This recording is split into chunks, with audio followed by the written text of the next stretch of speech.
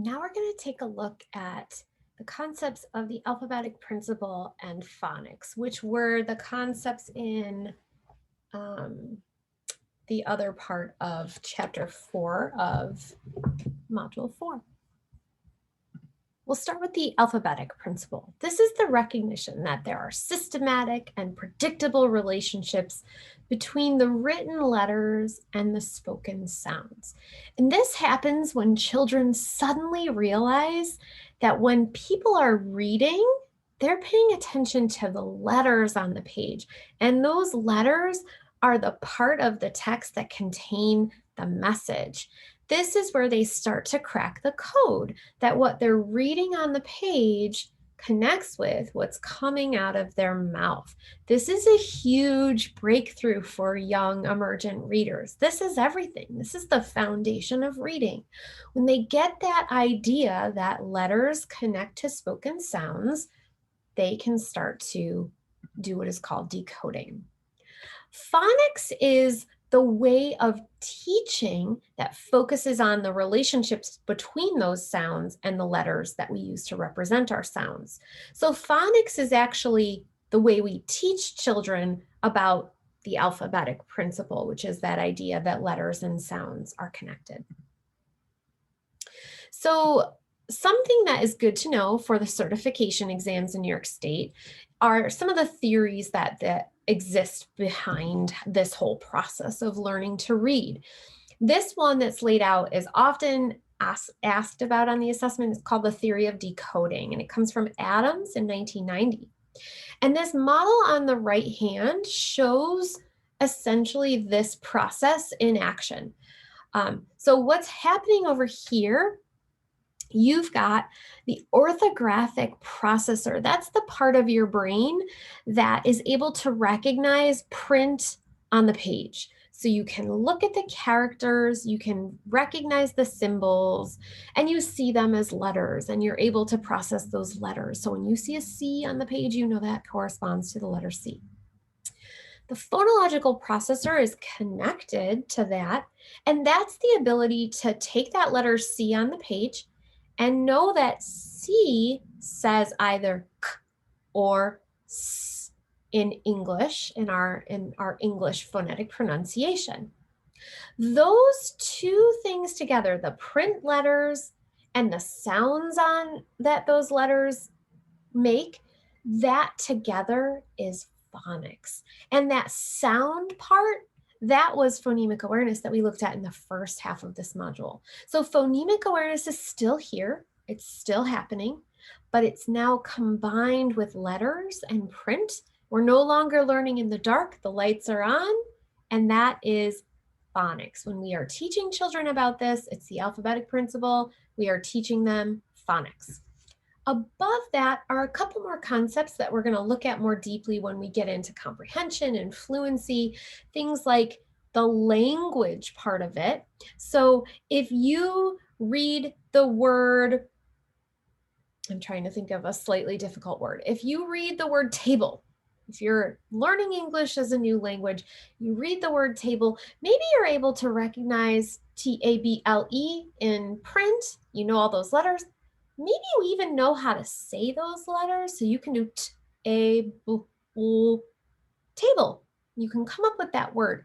If you don't know what the definition of that word is, if you don't know that table refers to, well, table can be a few things, but refers to, a piece of furniture that is often found in the kitchen or the dining room. If you don't know that literal word, that definition, your meaning will break down. It will mean maybe nothing to you.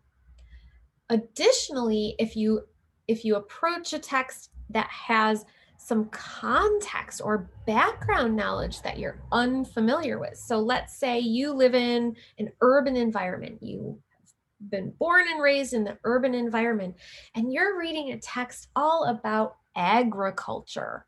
And you have never been to a farm. You haven't spent a whole lot of time out in the country. You don't know how a farm runs and operates.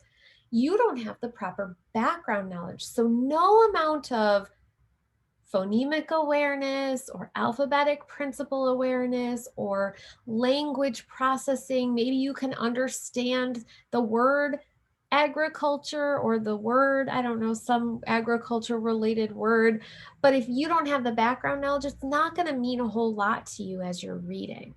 So we're going to dive much more deeply into these concepts as we move further in the class, but this basic 4 processing model is showing you that all these things, all these systems have to be firing in order for you to be able to comprehend what you've read.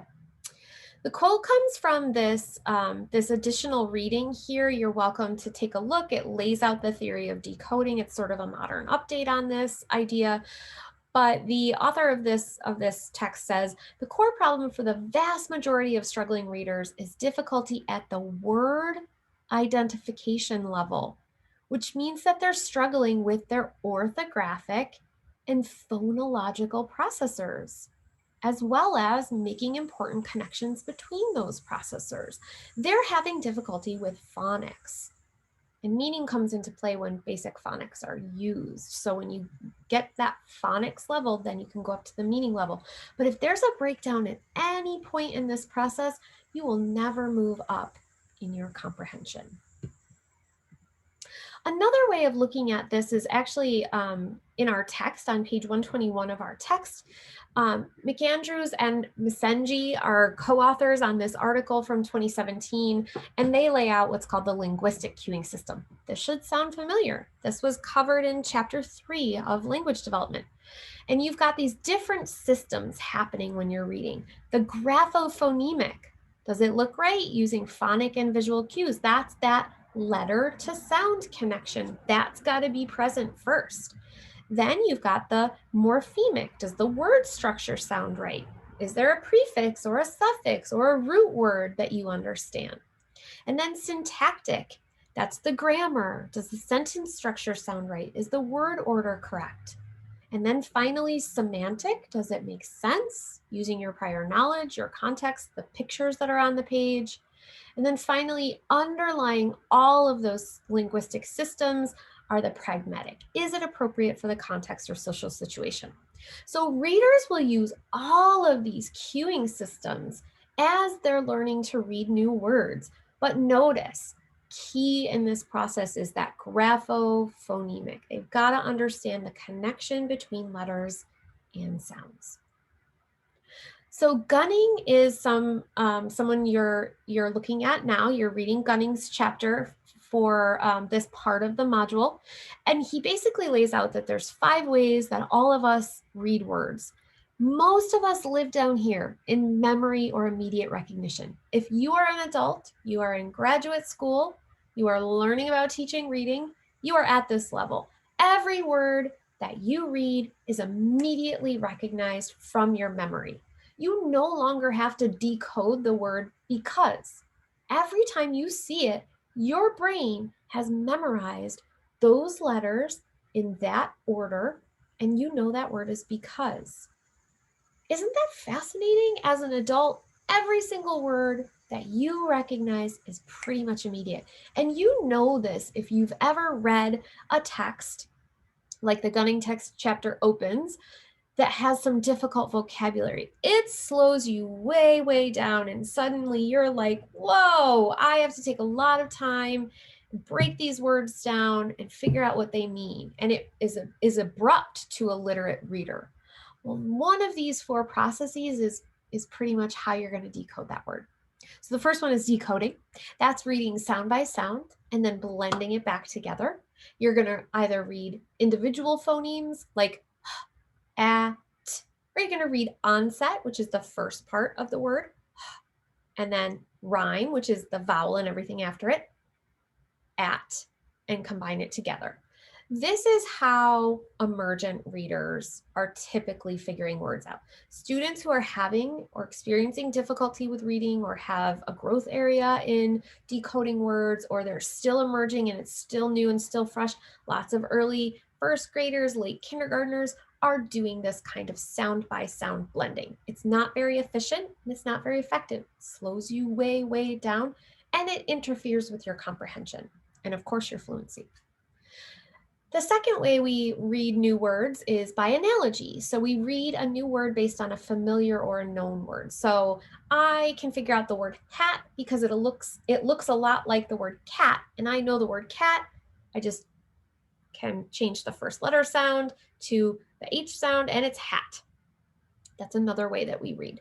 Pronounceable word part is kind of similar, recognizing a familiar word part and then combining it with one that you can decode or something that's new to you. So for example, if you see the word chat, you immediately recognize that at word part, and then you can decode CH. You remember that CH together says ch.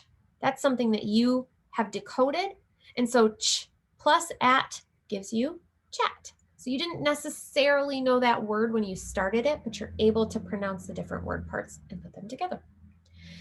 The last one is predicting. It's the least efficient, the least effective, and the most unhelpful when you have young readers who are having difficulty learning to read. And it's predicting.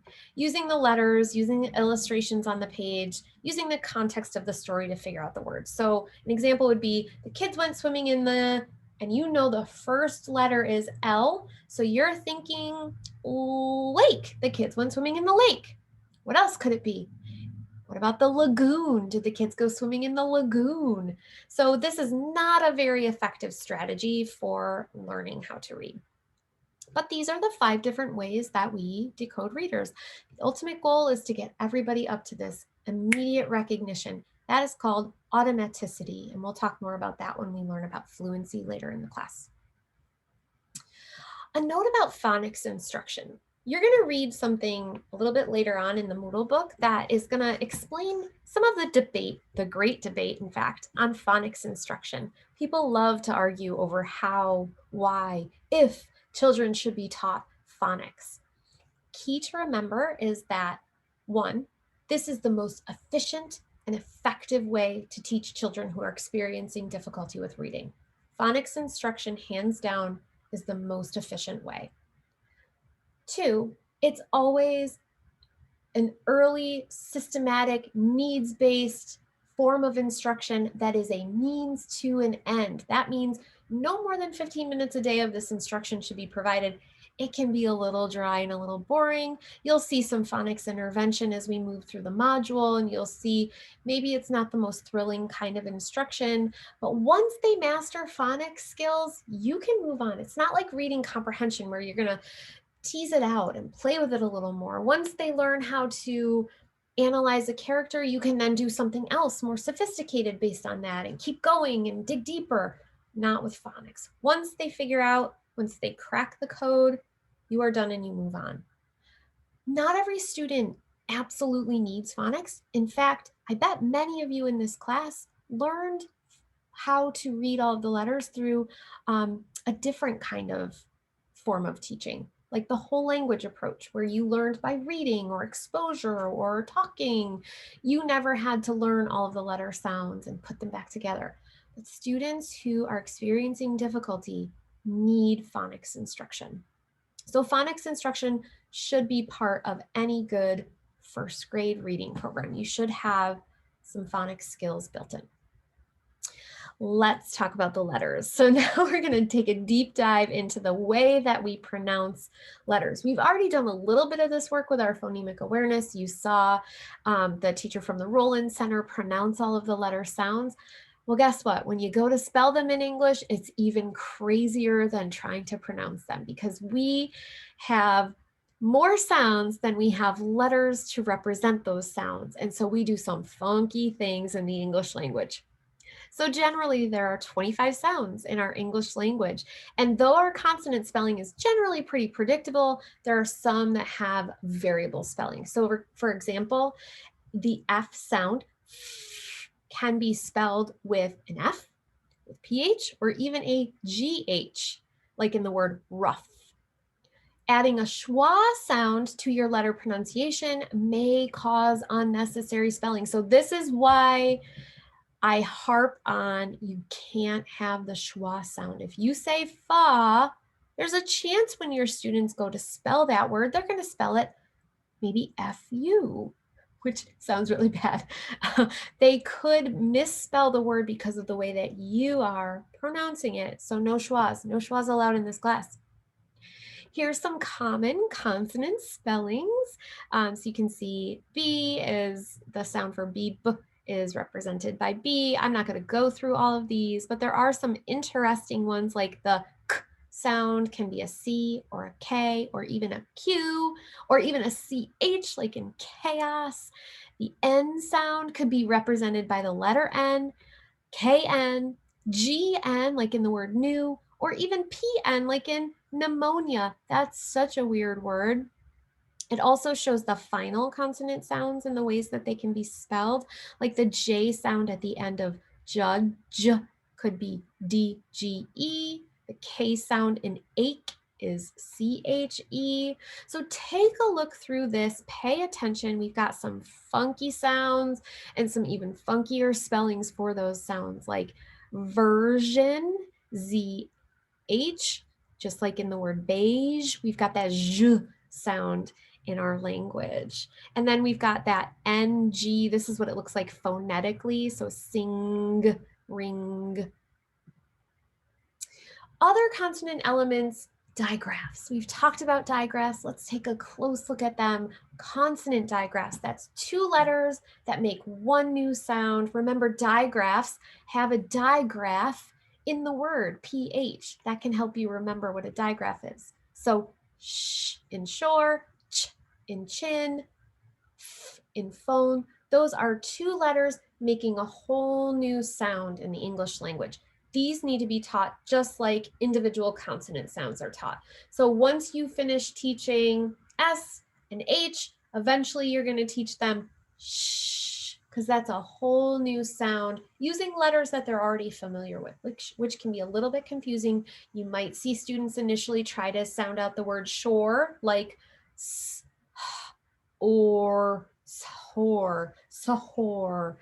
And they have to be reminded that SH together always says sh. Luckily, our phonemes almost always say, pretty much always say these unique special sounds. Some common digraphs, you can see them all here. We've got ch, CK together says k, and s as in scissors. Take a look at those and the correspondences and the examples. We've also got consonant blends. Remember that blends, the word has a blend in the word. That's two or more letters that are blended but retain their individual consonant sounds, like sl in slide.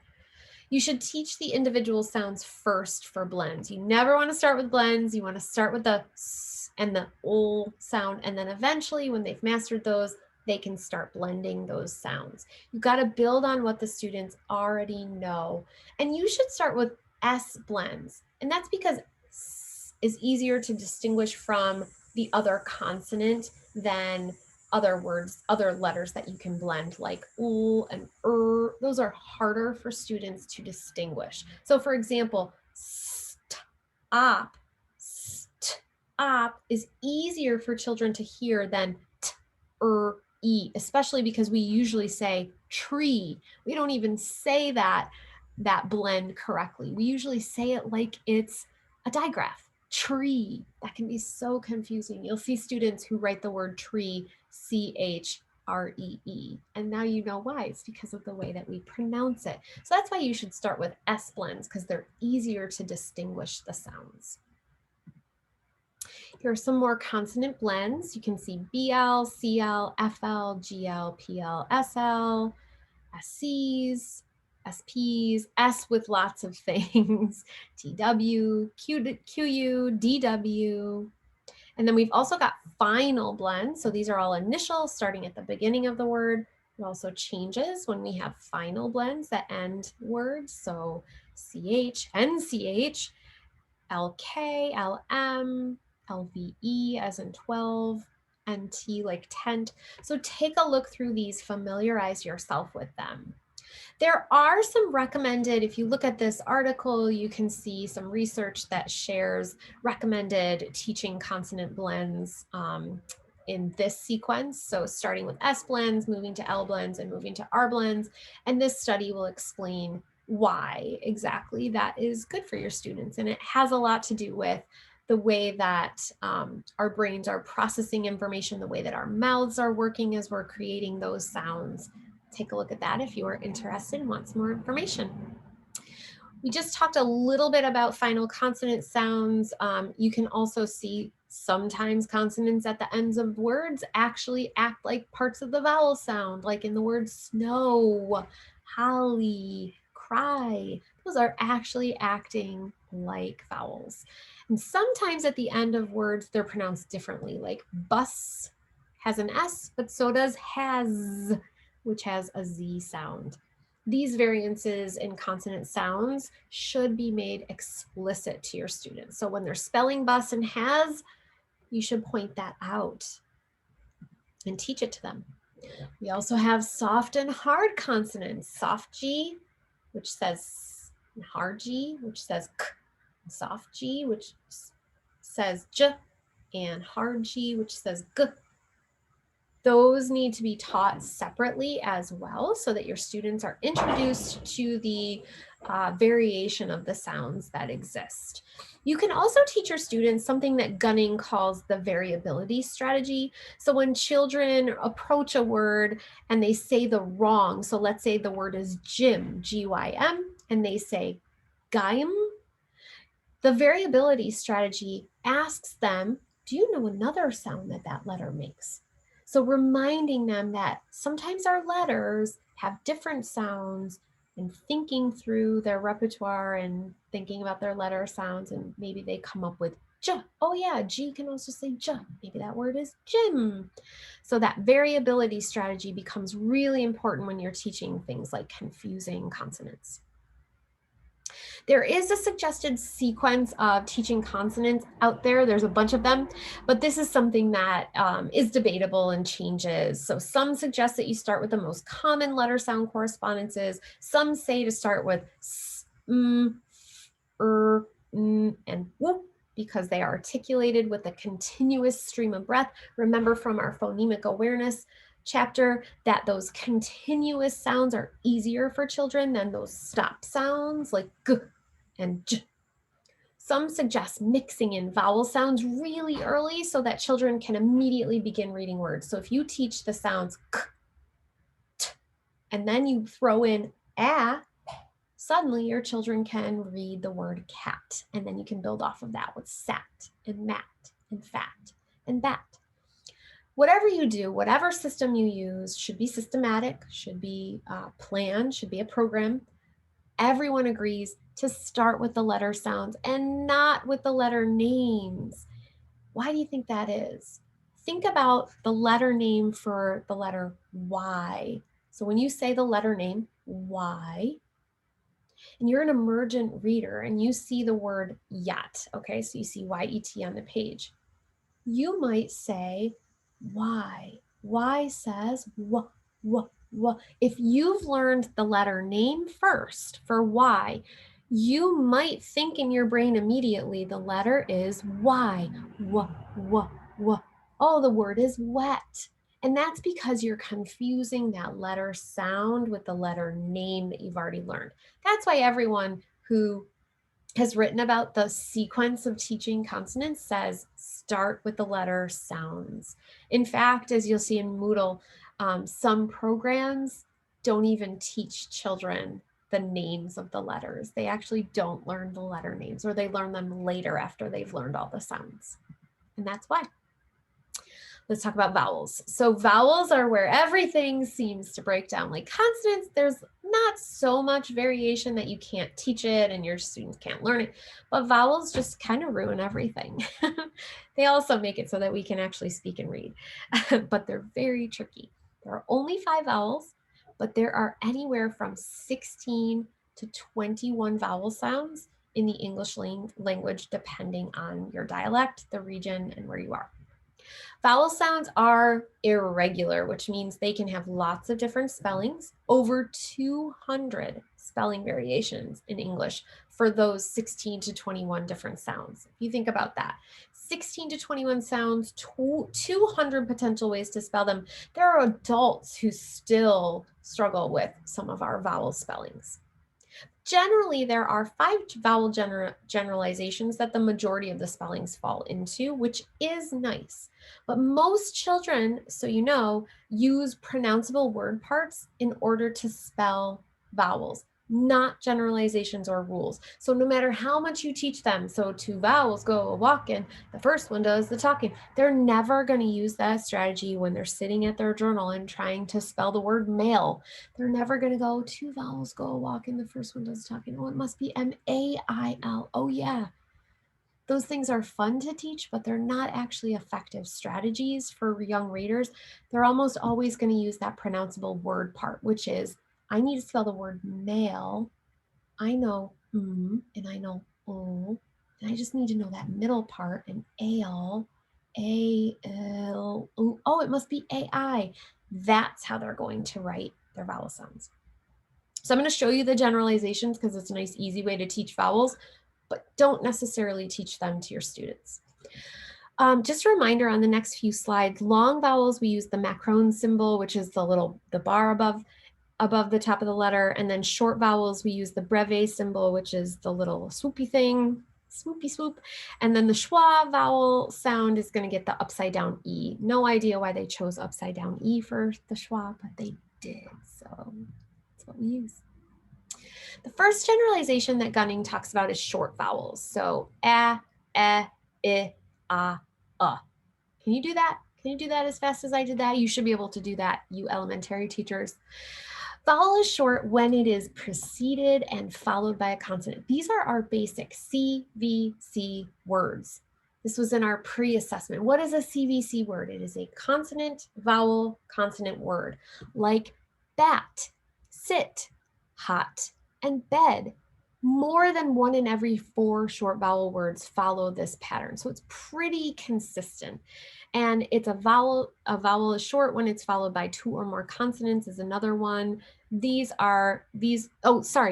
1 in 4. CVC words are always like this. I couldn't come up with any that didn't follow this pattern. So that's like the only vowel consistent pattern.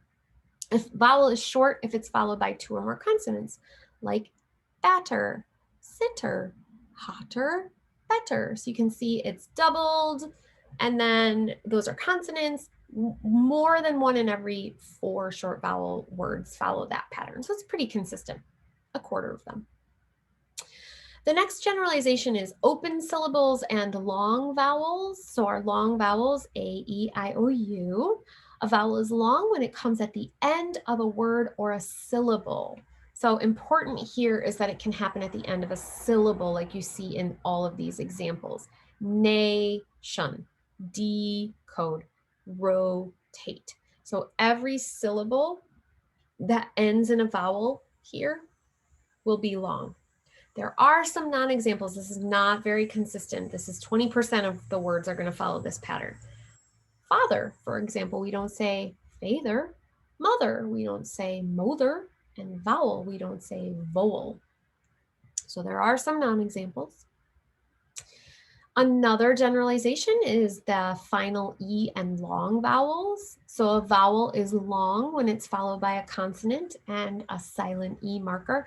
You'll hear lots of interesting names for this. You'll hear silent E, magic E, bossy E. Those are just a couple of examples of what you might hear teachers calling this. And they'll say to students, don't forget it has a magic E at the end. So if a student reads the word can, they'll say magic E, and that reminds the student that that E is making that vowel do something else and making it long. So it should be cane, smile, made, use, and hope. There are lots of non-examples for this because only 1 in 20 words actually follow this pattern, like life, we don't say life. Type, we don't say wipe. Have, lows. So it's actually quite hard to say the non-examples. So lots of non-examples there, but that magic E is one that we love to teach to children. Just remember when you're teaching generalizations, there's always exceptions in the English language, except for CVC words. Okay, some key vocab for the next, before we do the next couple, you have to remember what a diphthong is. Diphthong is a vowel sound that's produced by sliding from one vowel sound into the second vowel sound without a break. So oi, like you hear in boy, or ale, like you hear in pale. And you can see these are written like this. So it's an O, long O, followed by the E. This should be a long E as well, followed by long E, so boy, E, and then you can see how it's written. So that's a diphthong, and that's the sound that we're focusing on. Digraph is 2 letters to represent one sound in print. So for example, ch, sh, and f. So these are the consonant ones, and then the vowel digraphs are A, E, A, I, E, ow, oi, ah. So diphthong is sound, digraph is letters, trigraph 3 letters for one sound like TCH, IGH, O. Blends, again, blend has a blend in it, cluster of sounds where each retains its pronunciation. So you can have blends with 3 letters like str, or 2 letters like kl, or gr, or bl. A good way to remember, digraph has a digraph, a blend has 2 blends in it actually. Okay, so vowel generalization number 5 is about digraphs. Certain vowel sounds spelled with 2 or more letters can be predicted and occur with relative frequency. So this is the one when 2 vowels go a walking, the first one does the talking, like in brain, goat, clean, see. You can see for each of those examples, when there are 2 vowels next to each other, the first one gets to say its name is long. So brain. Lots of non-examples, roughly 1 in every 3 vowel digraphs is predictable. So pretty good frequency, enough that I would probably teach this to students, but I would combine it with that adaptive or flexible strategy. Do you know another sound that could make? So like bear, book, friend, we don't say friend, and author. So it doesn't work every time, but it's consistent enough that it's worth teaching. Generalizations and rules don't work every time. So you've got to teach, like I just said, the variability strategy, try another sound. If one rule doesn't work, maybe they can apply another rule. Vowel decoding charts can also be helpful, and you could just hang this in the classroom. And sometimes instead of the corresponding sound, because you're not generally teaching your children the phonetic code, you could show pictures of things. So for bead, you could actually show them pictures of beads that would help them to see how those vowel teams are pronounced within words. A word building approach is really effective for teaching vowels. So beginning consonants or onsets are then added to vowels or vowel patterns, rhymes, so that you're able to build from the sounds that your students know as you're teaching them new words. First, teach vowel sounds at the starts of the words, connect it to a hand signal with the sound. So you'll see lots of programs like Foundations, I know some schools in the area will have these connected hand motions that go with the vowel sounds. So for apple, apple, which I believe takes on like the sign language form of the letter A, E, echo, echo, and maybe they go like this for echoing, itch, itch, O, octopus, octopus. I've seen some programs that go like this, U, up, up. So every vowel gets its own little hand motion, and I don't know if I have them correct. I never taught with Foundations, but you can find these out there online. There's lots of options and programs that use these. So as the students know letters and sounds, they can use this knowledge to build new words as they go. And this one is going to show you, if it plays, this in action. Okay, here we go. Et family. Make et say Met. McKenna. M-E-T. Good job. Make met say let. L-E-T. Good. Make let say set. Riley? S-E-T. Good girl. Make set say wet. Mitchell? W-E. Don't tell him.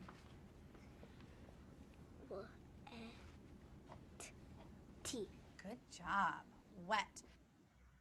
So I love this video because you can actually see his little brain doing the alphabetic principle as he's thinking woo, woo, eh, eh, t, t. Mitchell, I don't think caught on to the pattern that the teacher was trying to teach them because he was decoding that word as he went. So he was sort of missing the point there, which is another reason that generalizations are not always what they seem.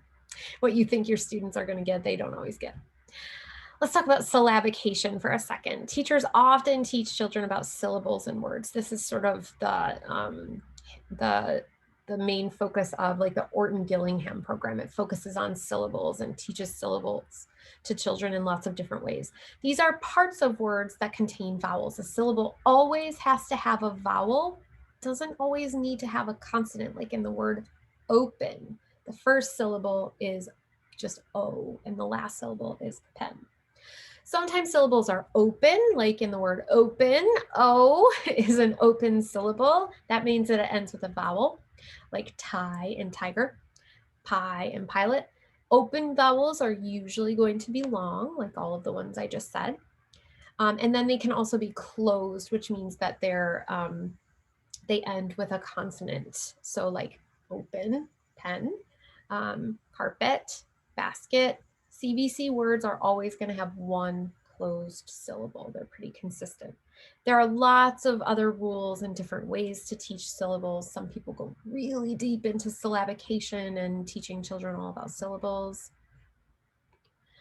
This chart is on page 217 of the Gunning chapter, and it's moving into the instructional part of teaching phonics to children. I like it. It's a nice, handy chart to pull if you are thinking about instruction for a child who needs support with the alphabetic principle, teaching pronounceable word part. Why I like this chart is because it provides prompts for you. So you can see like the word contains a pronounceable word part like an or ran in the word ranch, asking the child, is there any part of the word that you can say? Those are good prompts to use. That's a good prompt. The analogy strategy, is this word like any other word that you know? Is this word like any model word or word from our word wall? Using context, you might ask, what word would make sense here? Usually if a child is reading a story, they have a sense of what's happening. They can pick a word that makes sense. The sound by sound strategy would sound like this in teaching. What's the first sound? What's the next sound? What's the last sound? What do you do when you put all the sounds together? That's going to be helping a student who is really experiencing difficulty with reading and they're at that sound by sound level. Try another sound would sound like this. What other sound can that letter or those letters make? The sound correction or modeling the word routine. What is the vowel? What is the model word for I, or what's a word from our word wall with I? What sound does I make? What would this word be if you put the I sound in it? Sorry, in it. And then repeat it with the vowel. Monitoring or cross-checking, is that a real word? Does that make sense in that sentence? Checking and asking them to self-monitor. What letter does the word in that story begin with? What sound does that letter make? What sound does your word begin with? Asking them to check, cross-check, and monitor their progress. You could ask them to write the word. Sometimes when they're writing, they notice things they don't notice when they're reading. You could give them a choice. Is that word wolf or dog? But then always ask them, how do you know? So that it doesn't become a riddle or a game to them. Affirmation, I like the way that you use pronounceable word parts to help you read that word. And then diagnostic, how'd you figure out that word? When you see a student who's able to decode or figure out a word, asking them, how'd you figure that out, to reinforce the strategy that they're using. Love this table. Love this table. Make a copy of it or tag it or highlight it. Take it with you into the classroom. It's a great, great set of strategies. So along with explicit, super clear, systematic, done in a specific order, phonics instruction, students who have a need for support with decoding words also require extensive practice through wide reading of lots of different texts at their level. So children's books with the word patterns, articles that contain phonics elements taught to them, high quality decodable text. These are the kinds of things you're going to want to get your hands on. These are the kinds of materials I'm going to ask you to use as you're thinking about teaching your focus student this semester. Some great resources for you. Get Epic, epicbooks.com. This will take you out. This is Cubs in a Tub. You can obviously probably see the pattern that's being used. It's the short U. Don't be glum. Let's have some fun. Gus, mom, Cubs, pub. Pub, tub. Hopefully we're not teaching about the pub. This is another book from Epic. So where that one was the short E sound, this one is going to be vowel teams. Vowels in general. So this is smoke, croak, spoke, long O, creep, sleep, steep, double E, digraph, frail, snail, trail, the AI digraph. So you can find books with just about any, for just about any need that you have. High Noon is a really good resource. You do have to pay for the content, but it's great if you have students who are at higher reading levels, like 4th grade and up, who are still experiencing difficulty with and need phonics instruction. So what this is it will show you, I'll show you the samples. It will show you texts at a higher grade level that are still written in a decodable way. I don't know if it's going to let us like drill way down into the like page level. Let's see. Let's have a look inside. So you can see the concepts are like concepts that teenagers could potentially be interested in. Extreme heat, but it's still decodable text, and it actually uses phonetic spelling for them to see how to pronounce the words. So the texts are on concepts that children at older levels would be interested in. So they're not reading baby text, but they're still written in a decodable way. That's High Noon Books. It's a really good resource. Unfortunately, a lot of their content you do have to pay for. Just a reminder, above all else, phonics is a means to an end. Once your students master the alphabetic principle, it is time to move on. They should have automatic word recognition or should be working to approach that. And that's where you can be focusing your instruction, that automaticity, shifting to more complex skills. So once your students master phonics, there is no need to dwell in it. You can move on to do more of the fun stuff. Or maybe you think phonics is fun.